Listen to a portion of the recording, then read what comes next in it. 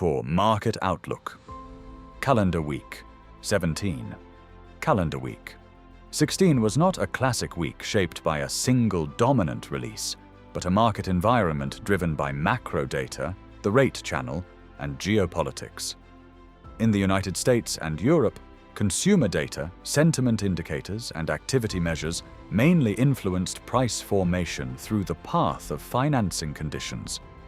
For markets, the key question was how these data points were translated into expectations for interest rates, the US dollar, and real yields.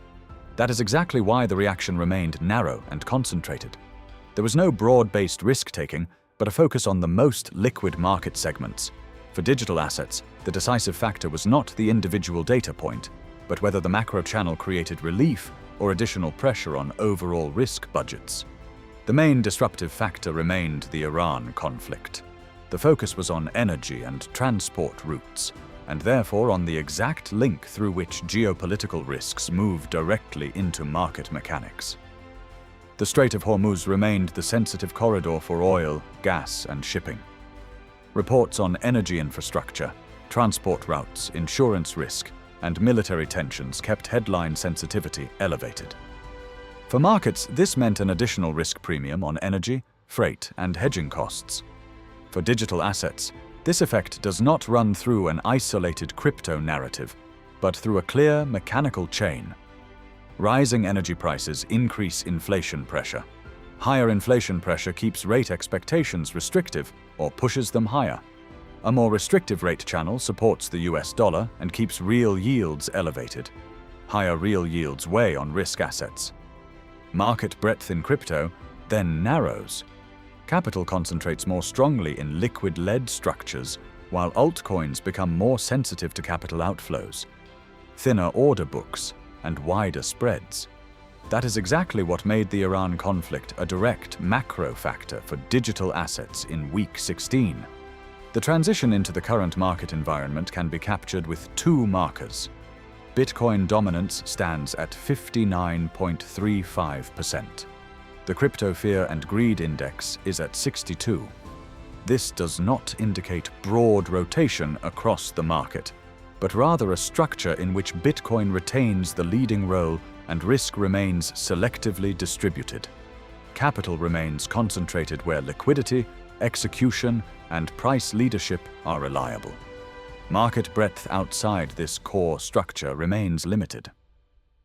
Quantum data analytics did not develop any research signals in this environment. The reason was operational. In an event-driven regime with geopolitically induced price impulses, the risk of regime misclassification rises. Short-term swings caused by news flow, energy price shocks, and abrupt cross-asset reactions reduce the reliability of signals based on more stable patterns. For that reason, filter adjustment and retraining remained the priority. No activation took place. This was not a market judgment, but a methodological decision in an environment where external impulses were overriding market mechanics. For week 17, the focus shifts to several clearly identifiable event windows. At the start of the week, China is in view with its policy rate. This is followed by labor market and inflation data from the United Kingdom.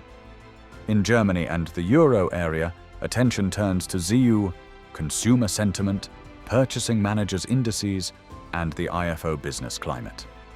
In the United States, the key releases are retail sales, initial jobless claims, purchasing managers' indices, and Michigan sentiment. These events affect digital assets through the same transmission channel. Data on consumption, labor, and inflation influence the rate outlook. The rate outlook affects the US dollar and real yields. From there, relief or pressure emerges for risk assets, and therefore for the crypto market. At the same time, the geopolitical situation remains a constant disruptive factor, because new reports related to energy infrastructure, shipping, or Hormuz can amplify or override existing market reactions. Operationally, this means elevated volatility, mainly during the European morning windows and the US afternoon data windows. Slippage risk also rises in those periods, especially when order book depth is thinner. Derivatives positioning shifts quickly, and the US dollar, yields, and energy prices move at the same time. The most relevant phases are those in which macro data and geopolitical headlines affect the same pricing channel simultaneously. Research signals therefore remain tied to clear market structure, confirmed liquidity, and calmer execution windows. This report is not investment advice and not a buy or sell recommendation. It serves informational and research purposes only. Quantum data analytics. Analytical, strategic, innovative.